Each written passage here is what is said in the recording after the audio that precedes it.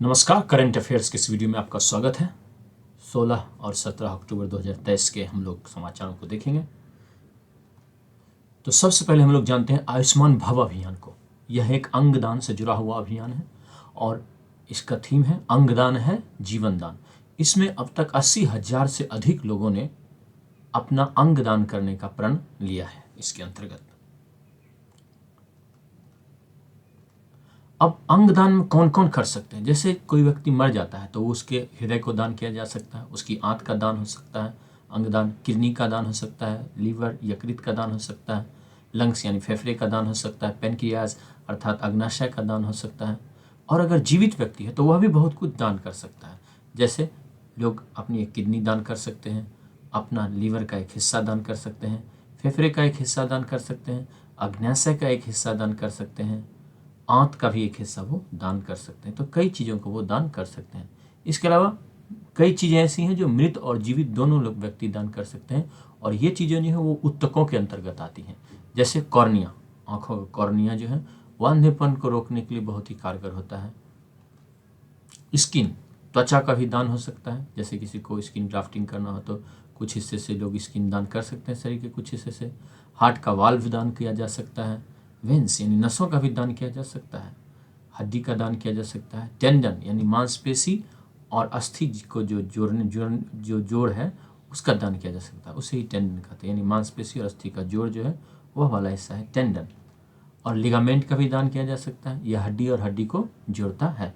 तो हम देख सकते हैं कि कई चीज़ों का दान किया जा सकता है। अगर परीक्षा में पूछता है किन किन चीज़ों का दान किया जा सकता है तो यहाँ पर आप देख सकते हैं कि कई सारी चीज़ों का दान किया जा सकता है।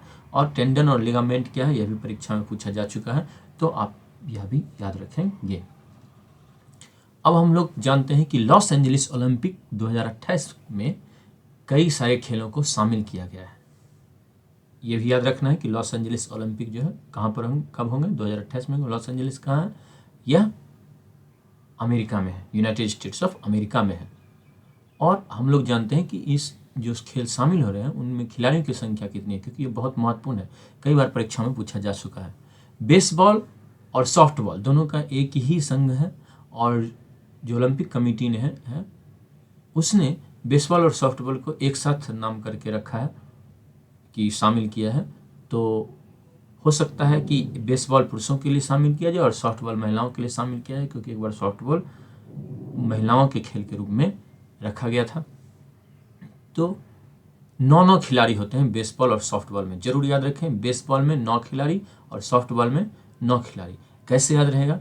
तो देखिए 9 ऐसा अंक है जो जिससे भी जुड़ जाता है वो उसी अंक का योग देता है। जैसे अगर 9 को 10 में जोड़ेंगे तो कितना होगा? 10 9 19, और 19 का 1 और 9 जोड़ेंगे तो कितना होगा? 10, और 1 और 0 को जोड़ेंगे तो कितना होगा? 1। 19 को अगर 9 को अगर जोड़ते हैं हम 8 से तो 9 8 17 हुआ, और 17 का 1 और 7 जोड़ के कितना होता है? 8 होता है।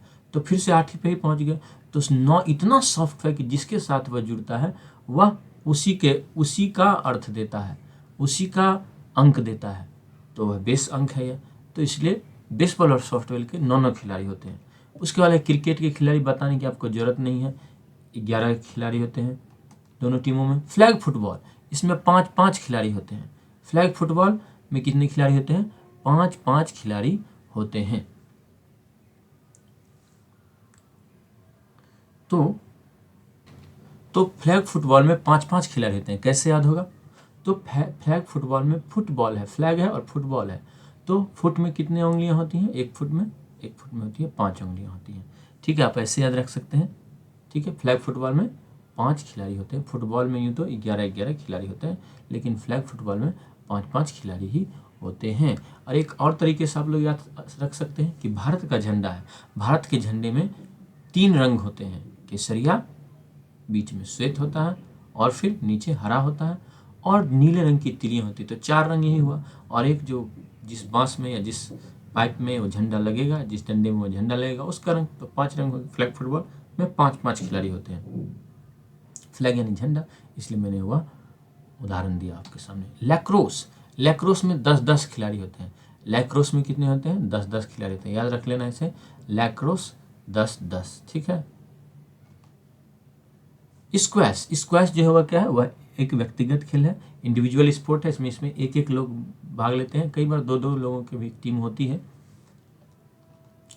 अब खेलों को, कितने खेलों को शामिल किया गया यह जानना भी जरूरी है।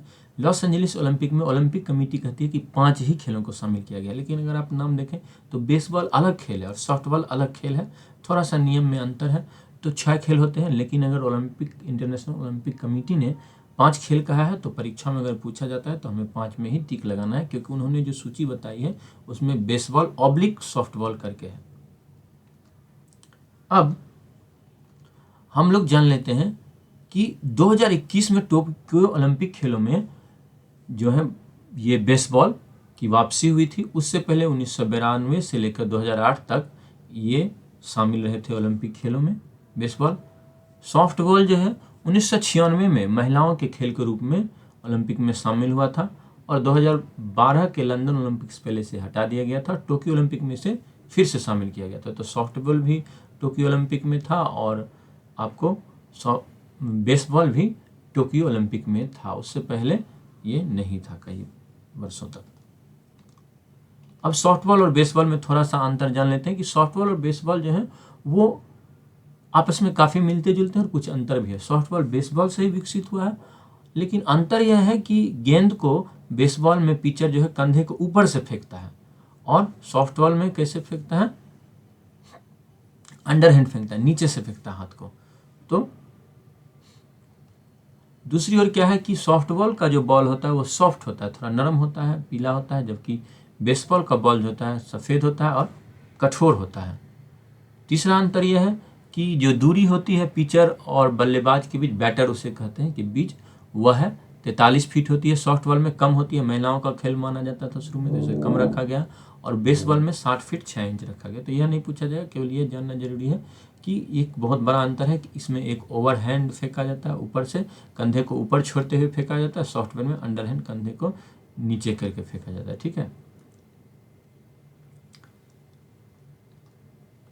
अब सॉफ्टबॉल और बेसबॉल में कई सारे शब्दों का प्रयोग किया जाता है जो कि परीक्षाओं के लिए बहुत महत्वपूर्ण है, परीक्षा में पूछा गया है, पूछा जाता है। पारी यहाँ भी होती है, इनिंग जो होती है, जैसे क्रिकेट में पिचर, जो बैट्समैन हम लोग कहते हैं क्रिकेट में, वो होते हैं यहाँ पर pitcher. Batter pitcher sorry bowler के जैसा होता है और बैटर जो होता है वो बल्लेबाज होता है। एक बल्लेबाज जो है, एक बैटर जो है, एक रन बनाता है और होम प्लेट में गोल करता है।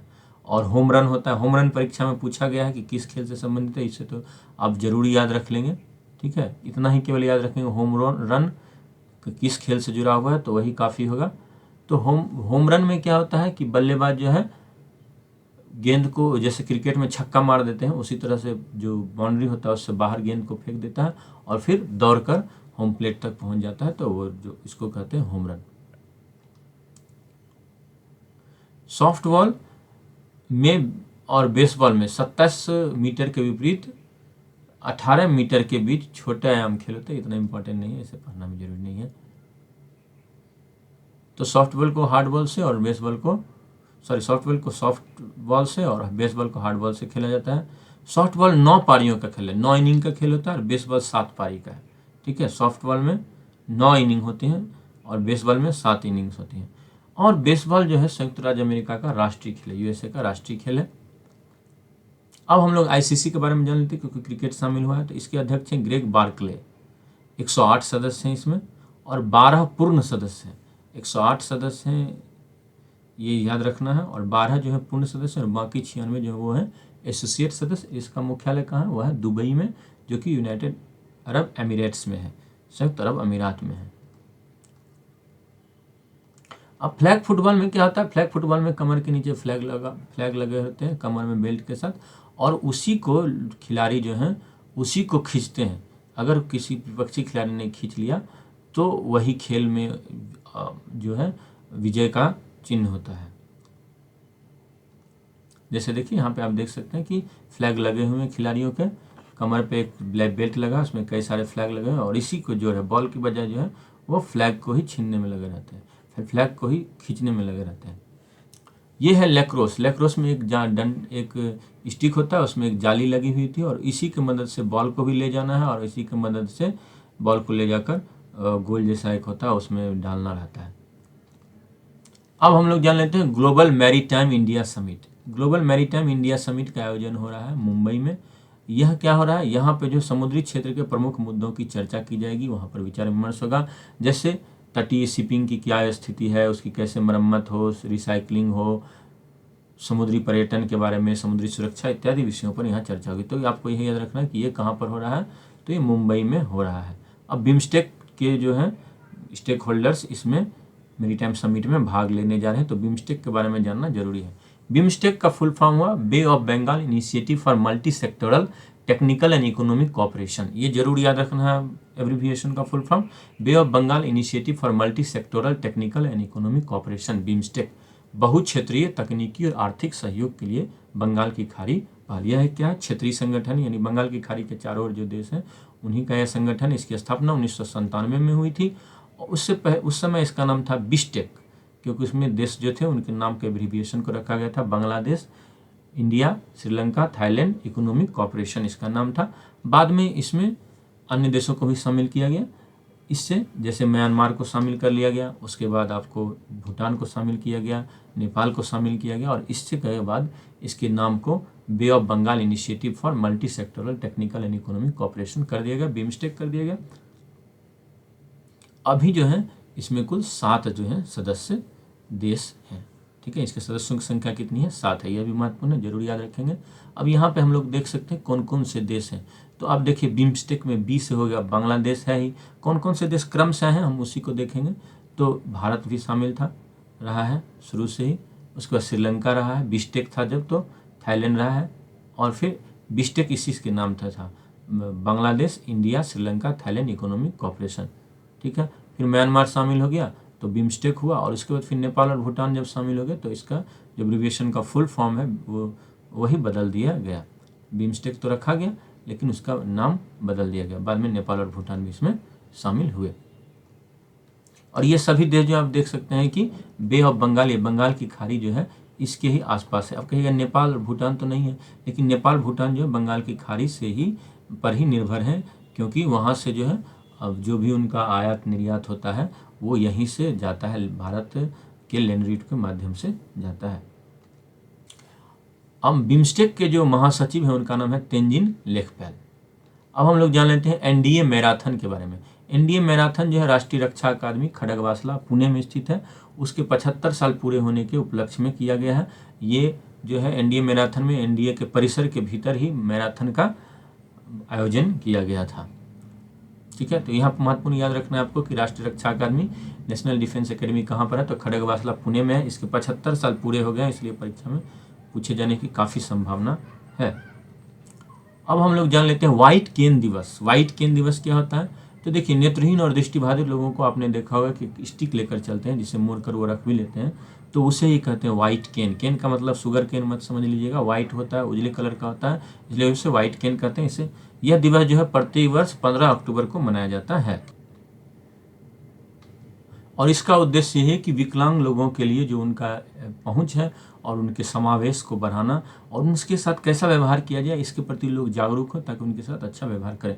तो व्हाइट केन दिवस को याद रखना है कि 15 अक्टूबर को होता है। और ये केन शुगर केन मत मार दीजिएगा परीक्षा में।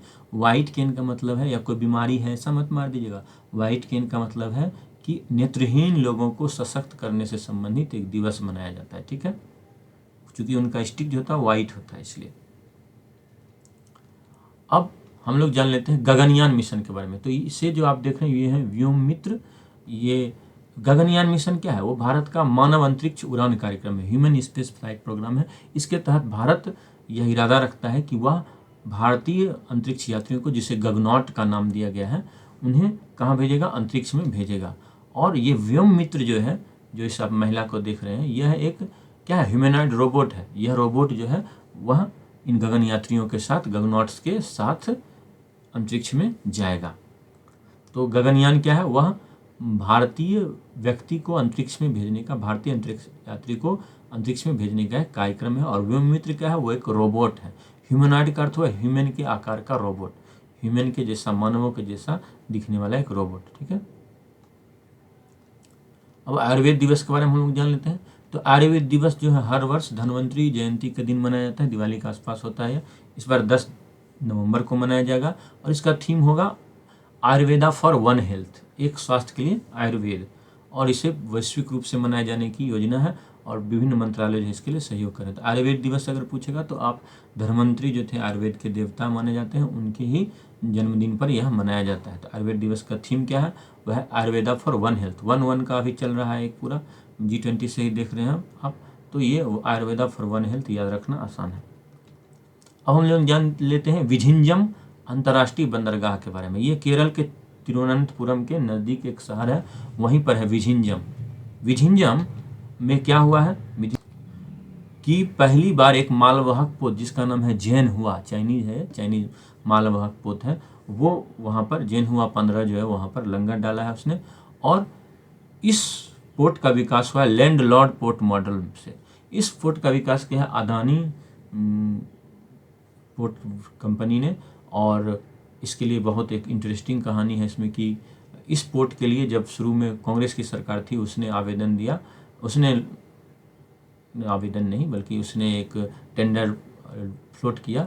तो उसके लिए एकमात्र टेंडर जो है वह टेंडर मांगे तो टेंडर जो है अदानी की ओर से आया और अदानी के बाद उसे ही मिला, क्योंकि वास्तव में पोर्ट डेवलपमेंट में अदानी की कंपनी जो है वह अभी विश्व स्तरीय है।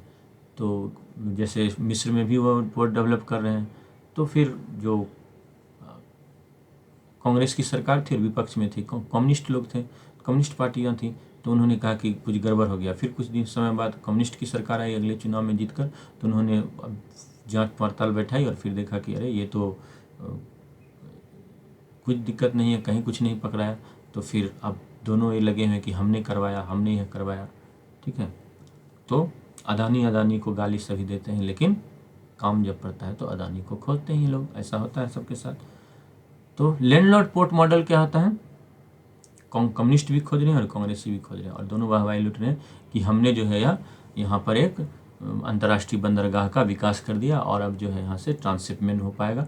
तो लैंडलॉर्ड पोर्ट मॉडल को हम लोग थोड़ा सा जान लेते हैं। लैंडलॉर्ड पोर्ट मॉडल में क्या होता है? लैंडलॉर्ड यानी क्या होता है कि जो लैंडलॉर्ड होगा, एक लैंडलॉर्ड होगा और एक पोर्ट का चलाने वाला होगा। तो जो प्रबंधन है वो सार्वजनिक और निजी क्षेत्र दोनों करेगा, यानी प्राइवेट कंपनी और सरकार दोनों ही प्रबंधन करेंगे। ठीक है, लेकिन जो वो रेगुलेशन करेगा कौन? तो एक बंदरगाह प्राधिकरण बना देता है सरकार बना देती है। वो देखेगी कि सब काम सही ढंग से किया जा रहा है, नियम कानून के तहत किया जा रहा है कि नहीं, वो ये देखेगी। लेकिन प्राइवेट कंपनी ही उस सारी व्यवस्था को चलाएगी। तो सरकार जो है वह क्या करती है? वह केवल देखती है कि नियम कायदा सही से पालन हो रहा है नहीं, ये देखना है। लेकिन कैसे कंपनी को क्या करना है, कैसे करना है, यह जो है निजी कंपनी ही करती है। तो यहाँ पर मुख्य रूप से क्या होता है? कार्गो हैंडलिंग होता है, यानी कि दूर दूर से जो सामान आते हैं या दूर देश सामान जो जाते हैं समुद्र के माध्यम से, उनकी ही हैंडलिंग होती है। तो विझिंजम अंतर्राष्ट्रीय बंदरगाह कहाँ है? अगर ये परीक्षा में पूछेगा तो आपको बताना है केरल राज्य में है, लैंडलॉर्ड पोर्ट मॉडल पर आधारित है। अब यहाँ पे स्वामित्व जो है वह बंदरगाह प्राधिकरण का होता है, कंपनी का वह बंदरगाह नहीं हो जाता है। ठीक है, तो हम लोग जान लेते हैं बाबा बंदा बहादुर सिंह के बारे में। वो गुरु गोविंद सिंह जी के बाद सिखों के नेता थे और मुगलों के खिलाफ उन्होंने सिखों के संघर्ष को जारी रखा था। मुगलों के अत्याचार के खिलाफ वो संघर्ष लगातार कर रहे थे। बहुत महत्वपूर्ण है कि उन्होंने अपनी राजधानी लोहगढ़ में बनाई थी, लोहगढ़ जो कि हरियाणा के यमुनानगर जिले में है। और यहाँ पर उन्होंने गुरु नानक और गुरु गोविंद सिंह के नाम से सिक्के भी ढलवाए थे। तो लोहगढ़ याद रखना है और सिक्के याद रखना है। ठीक है, इन्होंने छप्पर छिरी की लड़ाई लड़ी थी, जिसमें कि उन्होंने फौजदार जो था, सरहिंद का फौजदार वजीर खान था, उसको मार डाला था, जिसने कि गुरु गोविंद सिंह के दो बेटों साहिबजादे फतेह सिंह और साहिबजादा जोरावर सिंह को मरवा दिया था। फांसी नहीं बल्कि दीवार में चिनवा दिया था, गलती से फांसी लिखा हुआ है। लोहगढ़ की लड़ाई जो है वह हुई थी बंदा बहादुर और मुगल सम्राट बहादुर शाह प्रथम के बारे में। बहादुर शाह प्रथम के बीच लड़ाई हुई थी। और फिर उसके बाद एक और लड़ाई हुई, गुरदास नांगल की लड़ाई। इनमें उन्हें पकड़ लिया गया और उन्हें दिल्ली ले जाया गया। उनको बहुत यातना देकर उनको क्या कर दिया गया? उनको मार डाला गया। तो बंदा बहादुर सिंह को हमें याद रखना है। राजधानी लोहगढ़ थी, इन्होंने सिक्के ढलवाए थे। छप्पर छिरी की लड़ाई, लोहगढ़ की लड़ाई और गुरदास नांगल की लड़ाई। यह भी एक समाचार पत्र में यह छपा था। बाबा बंदा बहादुर को जन्मदिन की जयंती पर इन्हें याद किया गया था। अब हम लोग जान लेते हैं लार्ज लैंग्वेज मॉडल LAM क्या है। LAM क्या है? जैसे हम लोग चैट GPT लोग यूज कर रहे हैं आजकल, तो इसमें क्या होता है, आप ये क्या होता है कि आप जो जैसे हम लोग कोई भाषा सीखते हैं और फिर खुद से अपनी बातों को रखने की क्षमता विकसित हो जाती है, वैसे ही ये होता है चैट बॉट्स जो होते हैं, जैसे चैट जीपीटी है, GPT-4 था, तो ये सब जो है वो क्या करते हैं, वो सीख जाते हैं। तो उसको सीखने का यह जो माध्यम होता है वह होता है ये लार्ज लैंग्वेज मॉडल, इसे ही कहते हैं लार्ज लैंग्वेज मॉडल कहते हैं, और ये एल्गोरिदम पर बेस्ड होता है। अब जैसे इसमें कौन कौन से महत्वपूर्ण है, अब यहाँ पे कहिएगा कि ये तो परीक्षा में पूछाएगा, नहीं पूछाएगा। अभी हाल फिलहाल में परीक्षा में पूछा है जीपीटी में जी क्या है, तो जेनरेटिव प्री ट्रेन्ड ट्रांसफार्मर्स है, ये याद रख लेना है। जेनरेटिव प्री ट्रेन्ड ट्रांसफार्मर्स है जीपीटी। पाम किसका है, तो गूगल के बार्ड का है, ठीक है। ललामा किसका है, तो मेटा का है। मेटा कौन, फेसबुक की जो पेरेंट कंपनी है वो है मेटा। तो large language model Meta AI है, और मिस्ट्रल जो है वो फ्रांस की एक स्टार्टअप है, उसका है मिस्ट्रल, ठीक है। अब हम लोग जान लेते हैं RCEP। अब RCEP का फुल फॉर्म क्या है, regional comprehensive economic partnership agreement. ये RCEP है, ये क्षेत्रीय व्यापक आर्थिक भागीदारी समझौता है। भारत 2019 में इसमें शामिल हो रहा था, लेकिन बाद में देखा कि चीन का वर्चस्व, चीनी बाजार जो है हमारे मार्केट को फ्लड कर देंगे, तो भारत ने इसमें बातचीत के बाद नहीं शामिल होने का फैसला किया। लेकिन अब बांग्लादेश और श्रीलंका इसमें शामिल हो रहे हैं, तो यह भारत के लिए एक चिंता का विषय हो सकता है। यह क्या है, एक मुक्त व्यापार समझौता है। इसमें जो है मुक्त व्यापार होता है, नहीं किसी भी तरह का जो टैरिफ्स लगते हैं, एक्सपोर्ट इंपोर्ट ड्यूटी लगती है, वो जो है वो बहुत ही कम होते हैं या नहीं ही होते हैं। अब इसके 15 सदस्य हैं, आपके लिए क्या महत्वपूर्ण है, 15 सदस्य हैं। यह एक मुक्त व्यापार समझौता है, यह महत्वपूर्ण है। क्षेत्रीय समझौता है, यह महत्वपूर्ण है। 15 सदस्य देश हैं, और यह विश्व का जो है इतिहास का सबसे बड़ा व्यापारिक संगठन है, व्यापारिक ब्लॉक है। इसमें क्योंकि दुनिया की लगभग 30% आबादी और GDP का 30% जो है वह शामिल है। आप यहाँ पे देख सकते हैं कौन कौन से देश शामिल हैं। अब हम लोग जान लेते हैं MS गिल हैं, ये इनका पूरा नाम है डॉक्टर मनोहर सिंह गिल। ये भारत के पूर्व मुख्य चुनाव आयुक्त हैं, और इनकी मृत्यु हो गई है 88 वर्ष की आयु में। ये केंद्र सरकार में मंत्री भी रहे थे। ये केंद्र सरकार में खेल और युवा मामलों के राज्य मंत्री रहे थे, और कार्यक्रम कार्यान्वयन मंत्री रहे थे। तो डॉक्टर मनोहर सिंह गिल के बारे में, MS गिल के बारे में अगर पूछा जाता है क्या थे वो, तो मुख्य चुनाव आयुक्त थे, ठीक है। यह सबसे महत्वपूर्ण इनके बारे में यह याद रखना है। और ये खेल और युवा मामलों के राज्य मंत्री भी रह चुके थे। अब हम लोग जानते हैं विश्व खाद्य दिवस के बारे में। तो विश्व खाद्य दिवस जो है वह किस संस्था के द्वारा मनाया जाता है, तो food and agriculture organisation of the United Nations. Food and agriculture organisation, खाद्य और कृषि संगठन के द्वारा मनाया जाता है। 16 अक्टूबर को मनाया जाता है, बहुत महत्वपूर्ण है। 16 अक्टूबर को मनाया जाता है, इसलिए मनाया जाता है क्योंकि इसी दिन 1945 में FAO की फूड एंड एग्रीकल्चर ऑर्गेनाइजेशन की स्थापना हुई थी।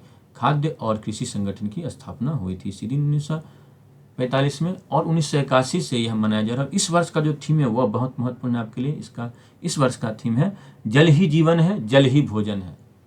Water is life, water is food, ठीक है। किसी को पीछे मत छोड़ो।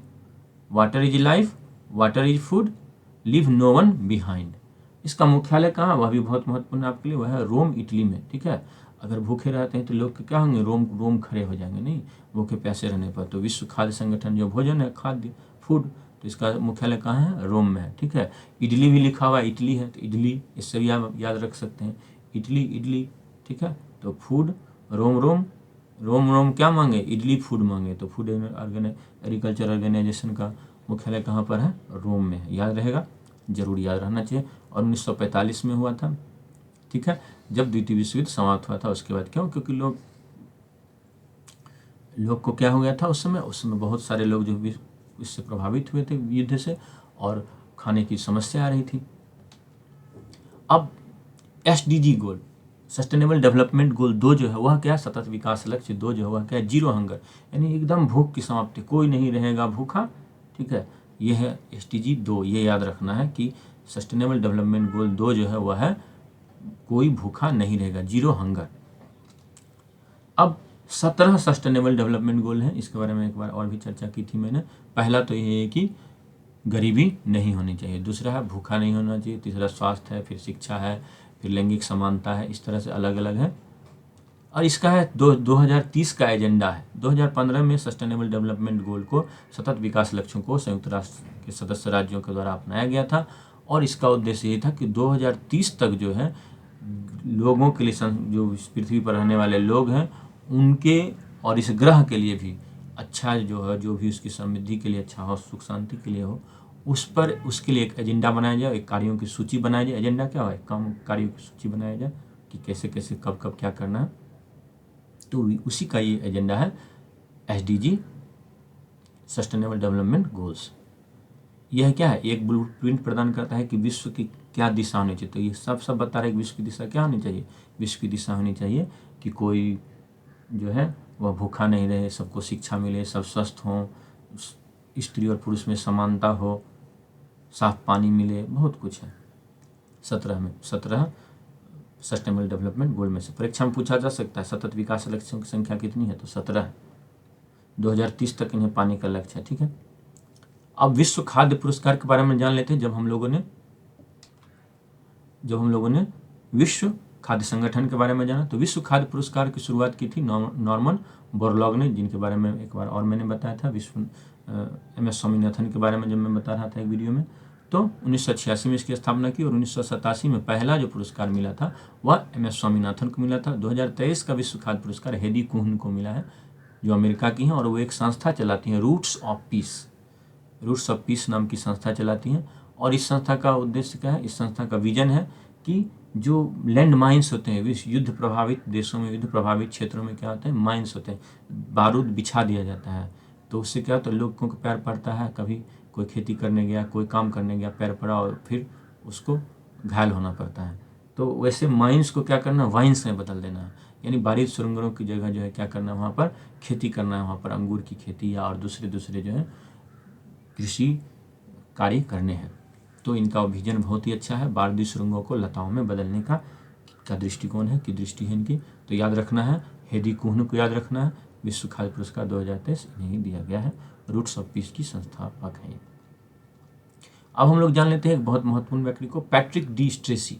पैट्रिक डी स्ट्रेसी जो है, इनके नाम से एक लाइब्रेरी खोली गई है काजीरंगा वन्यजीव अभयारण्य में। ये कहाँ पर है? असम में है। पैट्रिक डी ट्रेसी जो थे वो एक भारतीय वन सेवा अधिकारी थे और उन्होंने ही काजीरंगा अभयारण्य का नाम काजीरंगा गेम सेंचुरी यानी काजीरंगा शिकार अभयारण्य, गेम का मतलब क्या हो? वो चीज़ें, वो जानवर जिनका शिकार किया जाए, तो काजीरंगा शिकार अभयारण्य से इसका नाम काजीरंगा वन्य जीव अभयारण्य, काजीरंगा वाइल्ड लाइफ सेंचुरी करने में उन्होंने बहुत महत्वपूर्ण भूमिका निभाई। इसी के लिए काजीरंगा वन्यजीव अभयारण्य में उनके नाम से एक लाइब्रेरी खोली गई है, पैट्रिक डी स्ट्रेसी लाइब्रेरी। यह कहाँ पर है? यह असम में है, यह याद रहेगा। यहाँ पर एक सींग वाले गेंडे का घर है। यहाँ पर एक सींग वाला गेंडा जो है वह भारत में पाया जाता है और यहीं पर पाया जाता है, यहाँ पर काफ़ी मात्रा में पाया जाता है। अब ये है एक सींग वाला गेंडा, आप इसे देख सकते हैं, एक सींग वाला गेंडा है ये, जो कि भारत में पाया जाता है। अब कई तरह के गेंडे होते हैं, दो सींग वाले गेंडे भी होते हैं। देखिए दो सींग है, इसे देखिए दो सींग है और आगे ये दो, एक आगे एक पीछे, आगे वाला बड़ा होता है, पीछे वाला छोटा होता है। ये केराटिन का बना होता है और इसके कारण ही जो इसका बहुत शिकार किया जाता है। जो बाल जिससे बाल जिन चीज़ों से बना है केराटिन से, उन्हीं से ये भी बना है, लेकिन चाइना में इसका बहुत मांग है और इसलिए इनकी जो है वो क्या होती है? पोचिंग होती है, इनकी गलत तरीके से शिकार किया जाता है, इनकी हत्या कर मर जाते हैं इसमें। तो ये पाए जाते हैं, ये हैं वाइट राइनोज, ये उजले राइनो हैं, ये अफ्रीका में पाए जाते हैं। फिर इसके बाद आते हैं ये ब्लैक राइनोज हैं, ये भी जो है अफ्रीका में ही पाए जाते हैं, काले राइनो हैं। और इसके अलावा है ये देखिए जावा राइनो है, ये भी एक सींग वाला है, एक ही सींग है इसके पास, एक ही हॉर्न है। तो ये जावा में पाया जाता है। अभी ये क्रिटिकली इंडेंजर्ड यानी बहुत ही खतरे में, बहुत ही कम इसकी संख्या हो गई है। तो भारत में और जावा में दो जगह पाए जाते हैं। इसके अलावा एक सुमात्रा में, जावा कहाँ? इंडोनेशिया में। सुमात्रा में भी दो सींग वाले ही पाए जाते हैं। ये थोड़ी हाइट में, ये साइज में थोड़े छोटे होते हैं, ये जो राइनोज हैं, ये जो गेंडे हैं। तो एक सींग वाले भारत में पाए जाते हैं और जावा इंडोनेशिया में भी पाए जाते हैं, लेकिन क्रिटिकली इंडेंजर्ड है, भारत में ही पर्याप्त मात्रा में पाए जाते हैं। अब IOC के जो प्रेसिडेंट हैं, अंतर्राष्ट्रीय ओलंपिक कमेटी के अध्यक्ष जो हैं, उनको समिति के सदस्यों ने अनुरोध किया है कि प्लीज़ आप जो है अगले 2025 में आपका कार्यकाल समाप्त हो रहा है, उसके बाद भी आप कार्यकाल में बने रहे, अध्यक्ष बने रहे।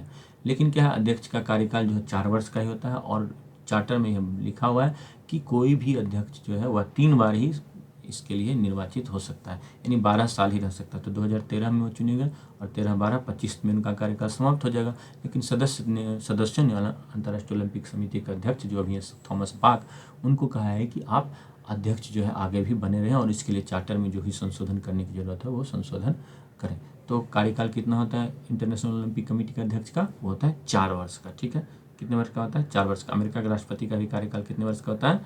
4 वर्ष का होता है, याद रखना है। तो अब हम लोग जान लेते हैं वेदांता दिल्ली हाफ मैराथन 2023 के बारे में। इसको वेदांता जो है प्रायोजित करती है, स्पॉन्सर करती है, इसलिए वेदांता हाफ मैराथन इसका नाम दिया गया। और इसका थीम था रन फॉर जीरो हंगर। अब दिल्ली अर्ध मैराथन जो हुआ था वह 18वां था यह आयोजन, और 2005 से शुरू हुआ, 18वां था। और ये जो है वो हाफ मैराथन जो है 21 किलोमीटर से अधिक कुछ दूरी के लिए किया जाता है। 21.097 किलोमीटर की दूरी होती है। और इथियोपिया की खिलाड़ी जो है अल्माज आयाना, जो कि रियो ओलंपिक की भी चैंपियन रही थी, उन्होंने महिलाओं की श्रेणी में इसमें जीत हासिल की है। ठीक है, अल्माज आयाना याद रखना है, अल्माज आयाना इथियोपिया की हैं। दिल्ली अर्ध मैराथन की महिलाओं की कैटेगरी इन्होंने जीती। ठीक है, अल्माज आयाना। और डेनियल इबेनेओ जो है वो केनिया के हैं, उन्होंने पुरुषों की श्रेणी में यह मुकाम हासिल किया। उन्होंने दिल्ली मैराथन को, अर्ध मैराथन को जीता, दिल्ली हाफ मैराथन को जीता। फुल मैराथन जो था 42 किलोमीटर से थोड़ा अधिक होता है, यह 21 किलोमीटर से थोड़ा अधिक होता है। अब देखिए यहाँ पर the Indian elite men's title जो है वो जीता है अभिषेक पाल ने। इन्होंने कहा कि अभिषेक पाल जो है उन्होंने कहा मुझे हराया, एशियन गेम्स के 10 किलोमीटर के सिल्वर मेडलिस्ट को इन्होंने हरा दिया है। और तो इन्होंने कहा कि मुझे क्या समझा, मैं ढाका हाफ मैराथन जीत कर आया हूँ। अभिषेक पाल जो हैं उन्होंने एशियन गेम्स के जो 10 किलोमीटर के सिल्वर मेडलिस्ट थे कार्तिक, उनको हरा दिया। ठीक है, तो अब इस के कौन विजेता रहे पुरुष भारतीयों के लिए? जो इंडियन एलिट मेंस टाइटल किसे मिला दिल्ली हाफ मैराथन में? वो मिला अभिषेक पाल को। किसे मिला? अभिषेक पाल को मिला। ठीक है, ये याद रखना है, अभिषेक पाल को, उन्होंने कार्तिक को हराया। ठीक है, और महिलाओं की श्रेणी में यह कविता यादव को मिला है। अब बिहार का पहला वैश्विक निवेशक सम्मेलन वह कहाँ हो रहा है? वह पटना में आयोजित होने वाला है और 13 से 14 दिसंबर 2023 को आयोजित होगा। बिहार का पहला वैश्विक निवेशक ग्लोबल इन्वेस्टर्स समिट, इसमें विश्व भर के निवेशकों को आमंत्रण दिया जा रहा है कि आप आइए और यहाँ पर आप अपना धन लगाइए, भले ही कानून व्यवस्था जो है वह, तो यह कब होगा? 13 से 14 दिसंबर 2023 के समय होगा। ठीक है, अब अरब लीग के महासचिव ने गाजा में इजराइल को अपना सैनिक अभियान बंद करने के लिए कहा है, मांग की है। इसके जो महासचिव वो हैं अहमद अब्दुल घेइत जो हैं वो इसके महासचिव हैं। और अरब लीग जो है उसकी स्थापना हुई थी 1945 में, और ये 22 देशों का एक क्षेत्रीय समूह है। और 22 देश जो है उसके, आप देख सकते हैं 22 देश जो हैं, और उनकी मुद्रा हमारे लिए बहुत महत्वपूर्ण है, वो जरूर याद रखना है। अल्जीरिया की मुद्रा है अल्जीरियाई दिनार, बहरीन की मुद्रा है बहरीन दिनार, कोमोरोस की मुद्रा है कोमोरियन फ्रैंक, जिबूती की मुद्रा है जिबूती फ्रैंक, मिस्र की मुद्रा है मिस्र पाउंड, इराक की मुद्रा है इराकी दिनार, जॉर्डन की मुद्रा है जॉर्डन दिनार, तो दिनार याद रखना है। कुवैत की मुद्रा है दिनार, ये भी याद रखना है। लेबनान की मुद्रा है पाउंड, याद रखना है। लीबिया की मुद्रा दिनार है। मॉरिटेनिया की मुद्रा ओगुइया है, मॉरिटेनिया ओगुइया। मोरक्को की है दिरहम, ओमान की है रियाल, फिलिस्तीन की है इजरायली शेकेल, और गाजा में चलता है इजराइल की मुद्रा चलती है। पहले वह मिस्र के नियंत्रण में था तो मिस्र की मुद्रा चलती थी, मिस्र की पाउंड भी चलती थी 1950-60 के दशक में, लेकिन अभी जो इजराइल की मुद्रा चलती है। और वेस्ट बैंक जो कि जॉर्डन से सटा हुआ है, वहाँ पर इजराइल की भी मुद्रा शेकेल भी चलती है और जॉर्डन की मुद्रा दिनार भी चलती है। कतर की मुद्रा रियाल है, सऊदी अरब की मुद्रा रियाल है, सोमालिया की सीलिंग है, सूडान की पाउंड है, सीरिया की भी पाउंड है, ट्यूनीशिया की दिनार है, संयुक्त अरब अमीरात की दिरहम है, और यमन की मुद्रा जो है वो रियाल है। तो अब हम अरब लीग के देशों और उनकी मुद्राओं को जान लेते हैं। तो देखिए दिनार वाले जो हैं वो हैं Algeria, Bahrain, Iraq, Jordan, Kuwait, Libya, Tunisia, ये हैं दिनार वाले।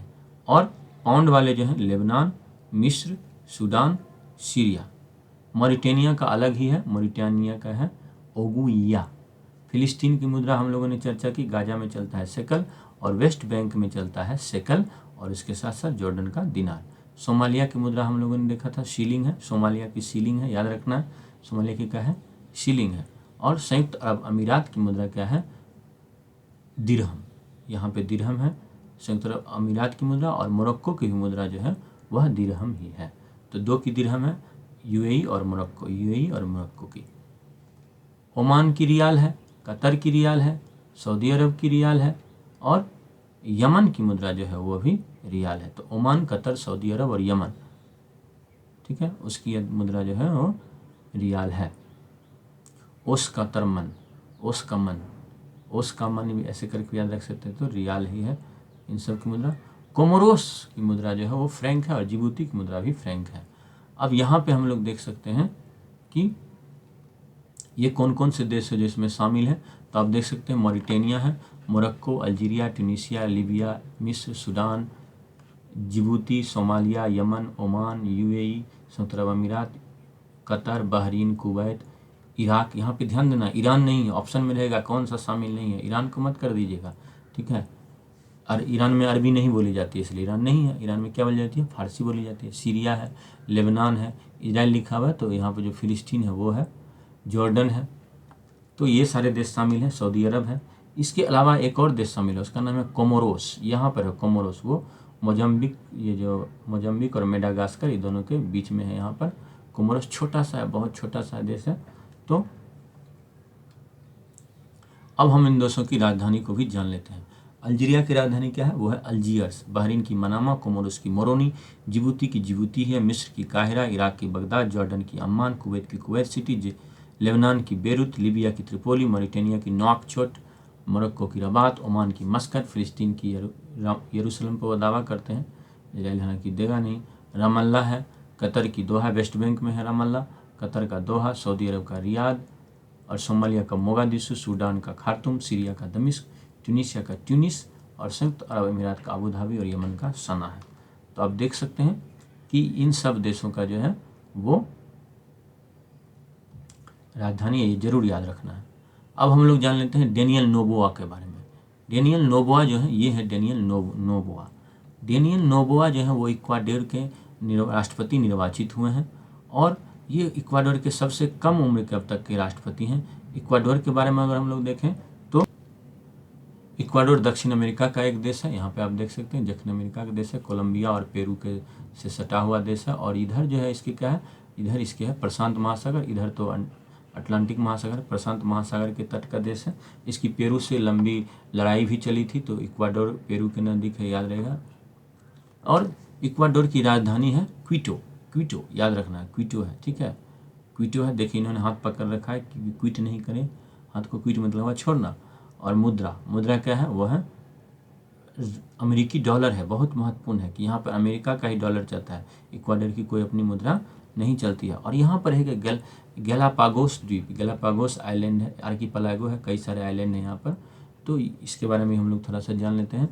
ये क्या है? गैलापागोस आइलैंड जो है वह एक द्वीपों का समूह है, ज्वालामुखी द्वारा निर्मित है। और यहाँ से होकर ये बीचों बीच इसके जो है इक्वाडोर से भी, इक्वाडोर के भी थोड़ा सा ऊपर, बीचों बीच से थोड़ा सा ऊपर, तो क्या गुजरती है? विषुवतीय रेखा गुजरती है। और विषुवतीय रेखा गुजरने के कारण जो है गैलापागोस आइलैंड जो है विषुवत रेखा के दोनों तरफ है, उत्तर गोलार्ध और दोनों दक्षिणी गोलार्ध दोनों ओर है। यहाँ पर बहुत महत्वपूर्ण जानकारी यह है कि चार्ल्स डार्विन जो है इस द्वीप की उन्होंने यात्रा की थी।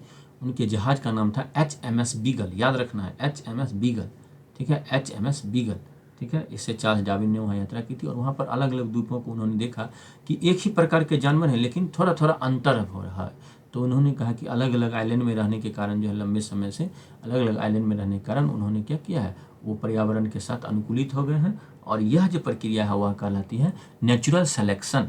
तो प्राकृतिक चयन जो है उनको, चार्ल्स डार्विन को गैलापागोस आइलैंड से ही पता चला था, ठीक है। तो याद रखना, Charles Darwin, HMS beagle, Galapagos island, Ecuador, equator, ठीक है, इक्वेटर कहते हैं, ठीक है। तो इक्वाडोर से इक्वेटर गुजरता है, यस, इक्वेटर यानी विषुवत रेखा। अब यहाँ पर जो है 2-3 ज्वालामुखी हैं, उन्हें हम लोग जान लेते हैं। कई सारे ज्वालामुखी, ये सारे जो आप देख रहे हैं ये सब ज्वालामुखी हैं यहाँ के।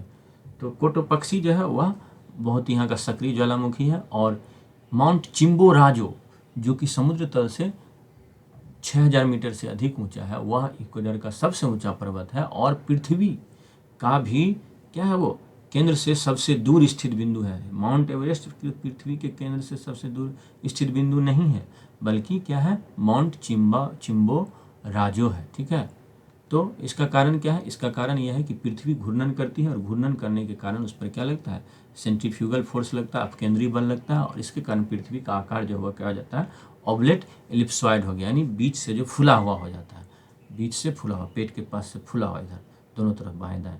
तो उसके कारण जो है ऊपर से चिपका हुआ, तो निश्चित रूप से जो है इधर जब फैला हुआ रहेगा और इधर ऊपर रहेगा तो क्या होगा, तो यहाँ पे जो भी होगा वह क्या होगा, वह केंद्र से अधिक ऊंचा होगा। तो ये जो है माउंट चिम्बोराजो वह इक्वाडोर में स्थित है और पृथ्वी के केंद्र से सबसे दूर स्थित बिंदु है, माउंट एवरेस्ट नहीं है, याद रखना है। तो उम्मीद करता हूँ कि ये वीडियो आपको बहुत पसंद आया होगा। अगर पसंद आया है तो ज़रूर लाइक करें, चैनल को अगर सब्सक्राइब नहीं किया तो सब्सक्राइब कर लें, अपने दोस्तों से भी सब्सक्राइब करें और इस वीडियो को जगह जगह जहाँ भी आप सोशल मीडिया और अन्य जगहों पर शेयर करना चाहते हैं शेयर करें और कमेंट करें कि ये वीडियो कैसा लगा। उम्मीद करता हूँ कि आप सभी अच्छे से होंगे। Thank you, take care.